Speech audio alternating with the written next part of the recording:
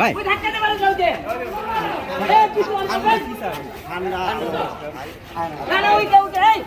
বেশি ক্ষমতা ক্ষমতা পেয়ে গেছে একদিন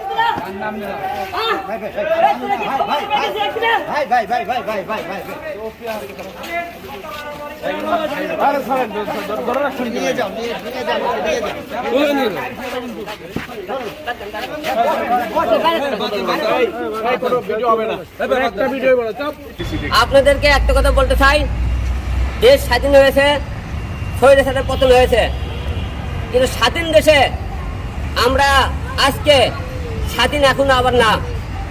দেখেন, কালকে দেশ শেষ হয়ে গেছে, আজকে বিএনপি লোকেরা নতুন পাওয়ার বেড়ে গেছে। আজকে বিএনপি এসেছে, সবাই বলেছে আমি হলে যে বিএনপির বিরুদ্ধে কথা বলেছে, এই আন্দোলনে বলে আমি ছিলাম না। সারা বাংলাদেশের লোক দেখেছেন এই ছাত্র আন্দোলনে ছাত্ররা একাই কি পতন করতে পারছে? এই খুনি হাসিনার কি হাসিনা ছাত্ররা শুধু একলাই, আর বিএনপিরা 15 বছর ধরে কি আপনি হাসিনাকে ক্ষমতা নামান পেরেছিল? পারেনি। ছাত্র আন্দোলনেরা আমজনতা সবাই মিলে এই শহীদের সাথে পতন হয়েছে। আজকে বিএনপির লোকেরা আজকে আমাদের দেখে মনে করেন এখনই তাদেরকে মনে করেন ফেনা তোলা শুরু করেছে, এরা তো ক্ষমতা পায়নি। এটা আজকে আমাদেরকে আজকে এপিসি এসেছে, আমাদের সাথে অনেকেই খারাপ ব্যবহার করেছে, যে তুই হলে বিএনপির বিরুদ্ধে কথাবার্তা বলেছে। তাহলে বিএনপির বিরুদ্ধে কি কথাবার্তা বলেছে আপনারা দেখেছেন?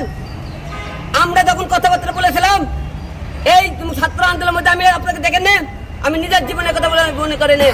ঢাকা 17 আসলে যখন নির্বাচন হয়, নিজের জীবন বিছিয়ে দিলাম জনগণের জন্য।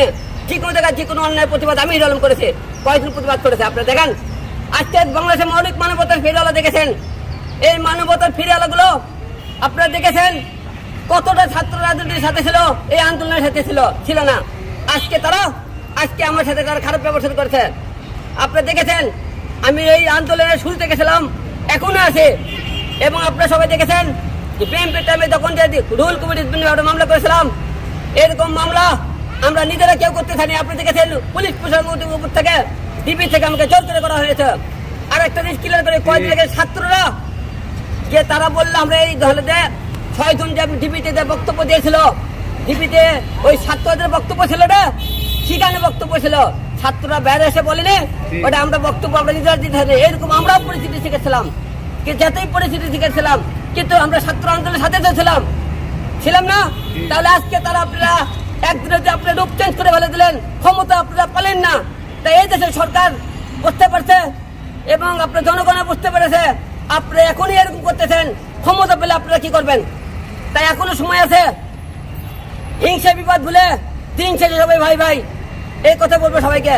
আলম ভাই, আপনি যেটা বলছিলেন যে ডিবি অফিস থেকে আপনাকে জোর করা হয়েছিল যে আপনি রুহুল কবির রিজভির নামে মামলা করেন, মানে এই ব্যাপারটা একটু ক্লিয়ার করুন, কারণ এই ব্যাপারটা আজকে আপনি প্রথম বলছেন, মানে এর আগে কখনো আপনি এই কথাটা বলেননি। এর আগে আপনারা এখানে প্রশ্ন করেননি। ওকে, এই প্রশ্নের উত্তর কি আপনারা সামনে চাইছিলেন?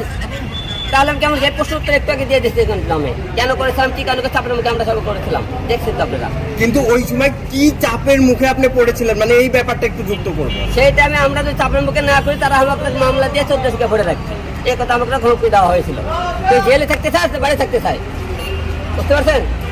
এবং একটু আন্দোলন নিয়ে জানতেই চাই যে এবারের আন্দোলনে আপনি সবসময় সরব ছিলেন এবং সবসময় আপনি কথা বলেছেন এবং সবসময় তাদের পাশে ছিলেন, মানে সেই জায়গা থেকে আজকে এফডিসি থেকে আপনাকে ঘাড়ে ধাক্কা দিয়ে বের করে দেওয়ার মতো একটা অবস্থা, মানে এই ব্যাপারটা কতটা দুঃখ পেয়েছেন আমি একটু জানতেই চাই আপনার কাছে। অবশ্য আমরা দুঃখজনক, লজ্জাজনক, এই ছাত্র আন্দোলনের শুরু থেকে ছিলাম, লাস্টেও ছিলাম, এখনো আছে। তারা নিজেরাই বিএনপির আজকে বড় বড় কথা বলতেছে, আমাকে কার দেখতে দেবেন কে দেবে চাইতেছে। তারা কি 15 বছরে আপনি এই স্বৈরাচারের সরকারের পতন করতে পারছে? কত জ্বালার পরে আন্দোলন করতে পারছে? পারেনি।